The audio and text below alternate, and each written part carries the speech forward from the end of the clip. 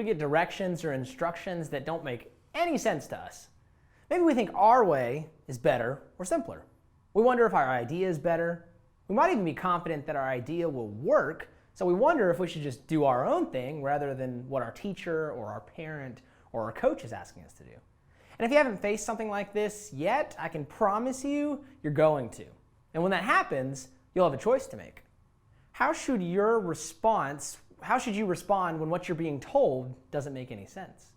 That's a really great question. And I think to help answer that question, we're heading way back to the Old Testament of our Bible. Back to a time before the Israelites were living in the land that God had promised to give them, and back when Moses was leading God's people. Here's what happened. For 40 years, God's people had been stuck outside of the promised land. They wandered around the wilderness because they hadn't trusted God. But now, a new generation stood ready to move into their new land. The only problem was that the land was already occupied, and it didn't look like the Canaanites who lived there had any interest in leaving anytime soon. But God had told their new leader, Joshua, to cross over into the land to face some of the Canaanites at a city called Jericho. That's right, Jericho was a big, strong, fortified city. From the outside, you can be certain it looked like nothing could ever get in or out. Let's check this out in the book of Joshua. The gates of Jericho were shut tight and guarded closely because of the Israelites. No one went out, no one came in. I mean, this thing was locked down. Okay, so maybe they were supposed to leave it alone, right? But look at what the very next verse says. Then the Lord said to Joshua, I have handed Jericho over to you. I have also handed over to you its king and its fighting men. You see, Joshua and his army were supposed to take this city. But how? I mean, maybe they could use a siege ramp? I mean, that was fairly common. Build a ramp tall enough to go over the walls, but that's not how they did it. Maybe they could have used a battering ram? Broken the front door, in your kitchen in seconds, eating the leftovers from the refrigerator. Boom, defeated. That's another good idea, but that wasn't it either. Let's see. What if they used a rope ladder? Climb over, touchdown. Now, I feel like we may be getting further and further from the truth. Let's try again. What if they used catapults? No. Slingshots? No, slingshots against a city wall? I just don't think that would work very well. Okay, I think I've got it. Helicopter dropping a giant boulder the size of the city. Genius. I'll just see myself out. Well, the number of things wrong in that last scenario are too many to even begin to explain right now. But let's just say that's still not how it happened. Seriously, what could be left? What other way could you take down a giant walled city like this if it didn't involve boulder-slinging helicopters? Are those trumpets?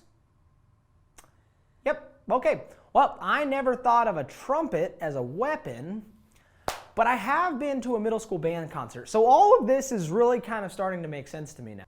So let's check out the rest of the story. Then the Lord said to Joshua, I have handed Jericho over to you. I've also handed over to you its king and its fighting men. March around the city once with all your fighting men. In fact, do it for 6 days. Have 7 priests get trumpets made out of ram's horns. They must carry them in front of the ark. On the 7th day, march around the city 7 times. Tell the priests to blow the trumpets as you march. You will hear them blow a long blast on the trumpets. When you do, tell the whole army to give a loud shout. The wall of the city will fall down. Then the whole army will march up to the city. Everyone will go straight in. So this is all kind of wild, right? I mean, God commanded Joshua and his men to march around the city for 6 days, and then on the 7th day to march around 7 more times.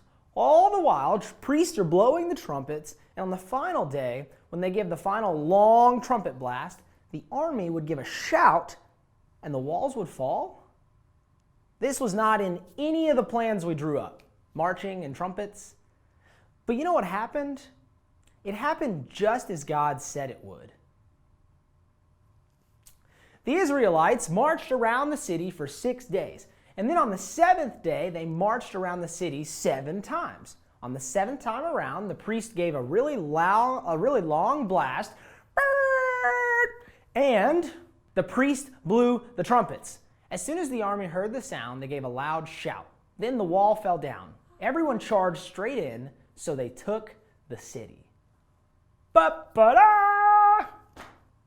And the walls came a-tumbling down. You know, I have to imagine some of those men had to question whether what they were doing was the best way.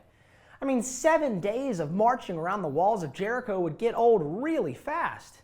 They must have wondered, marching and trumpets? Why don't we try catapults or battering rams? This certainly seemed like a strange way to defeat a city. But an important thing to remember is that this was God's plan, not theirs.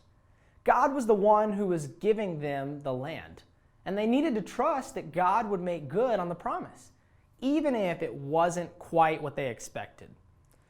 You see, there are times in life when we can't feel like we're lost, or when we can start to feel like we're lost and we start to question if we're making the wise choice about how we're living.